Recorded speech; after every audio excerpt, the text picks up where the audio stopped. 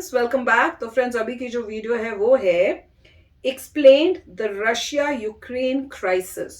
तो देखते हैं इससे जो चीजें जो क्लियर होंगी, और अगर कोई डाउट्स हैं आपके या मेरे, वो भी क्लियर होने के, मेरे ख्याल से इसमें क्लियर हो जाने चाहिए। तो चलो वीडियो शुरू करते हैं। वीडियो शुरू करने से पहले अगर आप चैनल पर नए हो और आपने अभी तक सब्सक्राइब नहीं किया तो जल्दी से पहले सब्सक्राइब के बटन और बेल आइकन को क्लिक कर लो, ताकि आपको हमारे सारे न्यू वीडियोस के नोटिफिकेशन मिल जाए जैसे हम अपलोड करें।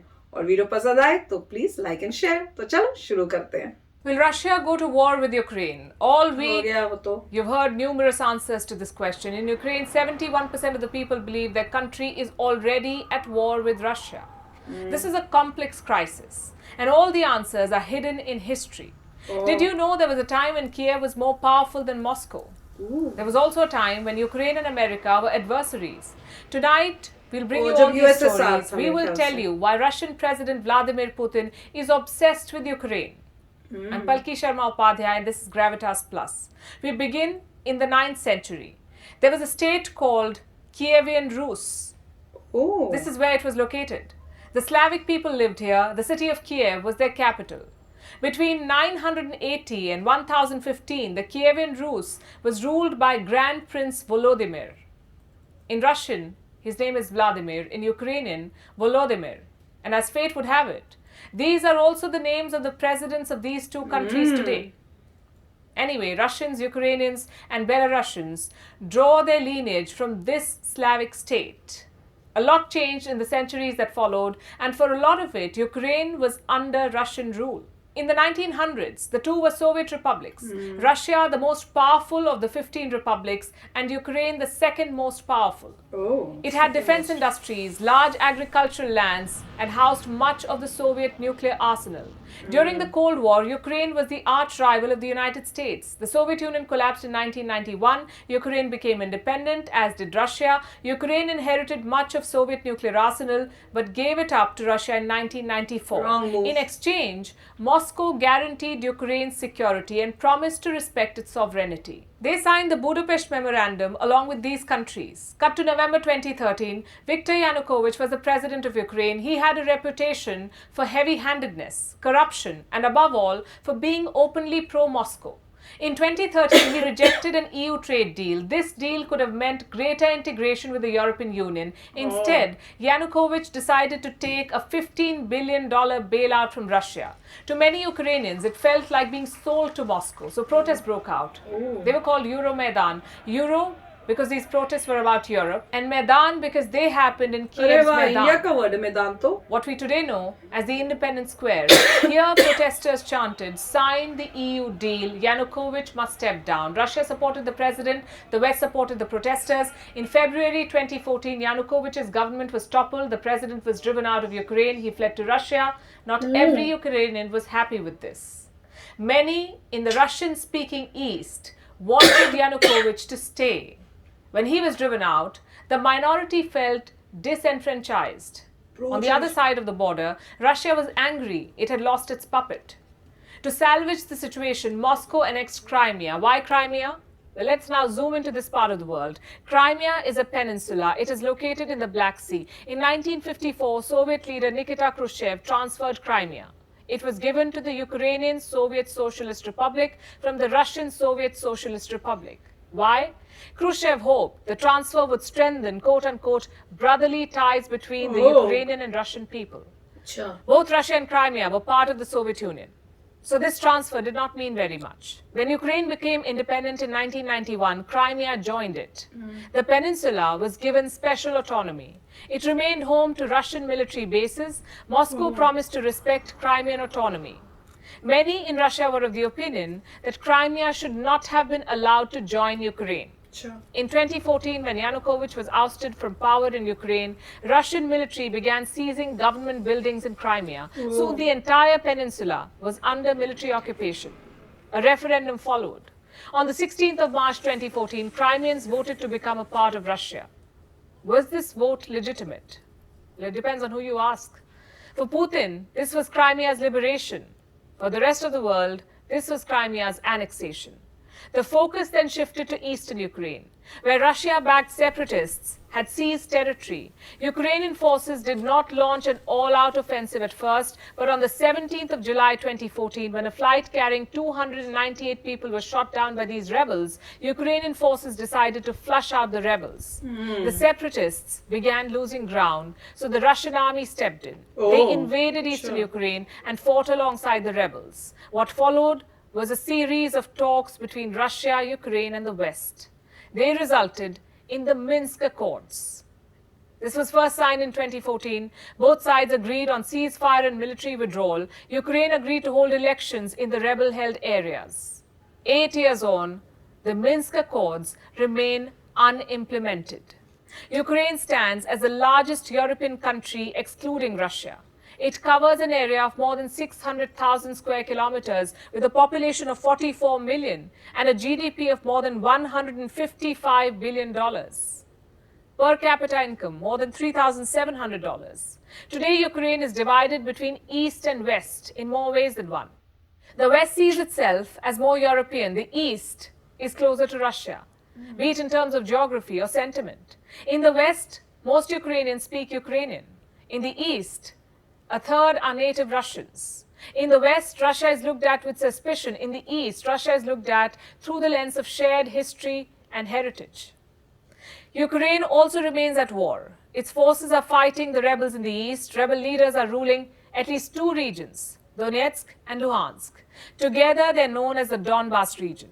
Russia has once again sent its troops. This time, they're stationed right at the border. What does Vladimir Putin want? For NATO to stop expanding. NATO stands for North Atlantic Treaty Organization. It's a military alliance.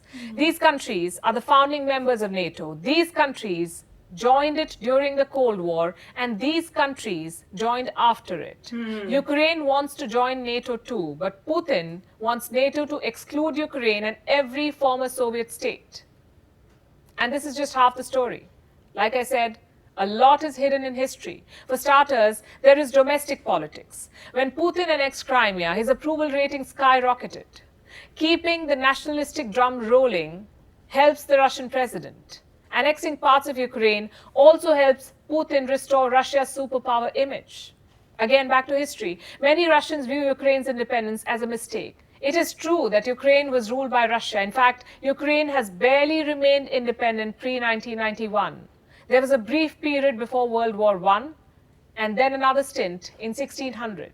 For the rest of its modern history, Ukraine was under Russia. 1 in 6 Ukrainians is an ethnic Russian. 1 in 3 speaks Russian as a native language. So Putin is right when he says historically they were one. But claiming Ukraine on the basis of colonial history is wrong. It will be like Britain claiming India, or South Africa, or Spain claiming the Philippines. Past imperialism cannot justify present-day expansionism. Here's what else history tells us. Ukraine was forcefully Russified. Cut to 1700, Russian leader Catherine the Great started Russifying Ukraine. Ethnic Russians were shipped to this part of the world. Schools were told to teach Russian language. By 1800, the Ukrainian language was banned. In 1930s, Soviet leader Joseph Stalin steered a famine in Ukraine. Millions of Eastern Ukrainians were killed. The area was then repopulated with ethnic Russians. In the 1940s, the ethnic Tatars were relocated. They too were replaced with Russians. There is a reason why Eastern Ukraine today has so many native Russian speakers. It was designed to be that way. Eastern Ukraine was always dear to Russia. It has coal, it has iron, fertile land. Its historical connection with Russia was forced. Putin time and again talks about the Holy Rus. He says Russians and Ukrainians are one people. 70% Ukrainians reject this thought. 72% consider Russia a hostile state. Today, 33.3% Ukrainians are ready to take up arms against Russia. 21.7% are ready to stage a civil resistance against Russia. 67% Ukrainians want to join the EU. 59% want to join the NATO. Meet the current Ukrainian President Volodymyr Zelensky. He came to power in 2019 following a landslide victory. He is a vocal critic of Russia. Zelensky openly opposes Russian occupation of eastern Ukraine. 73% of Ukrainian voters voted this man to power. Wow. Today, Volodymyr Zelensky represents the pulse of Ukraine, the Ukraine that wants to remain independent of Russia. But Vladimir Putin wants to become the man who revived Russian imperialism. He does not realize the world has moved on. तो friends, video तो कमाल की थी।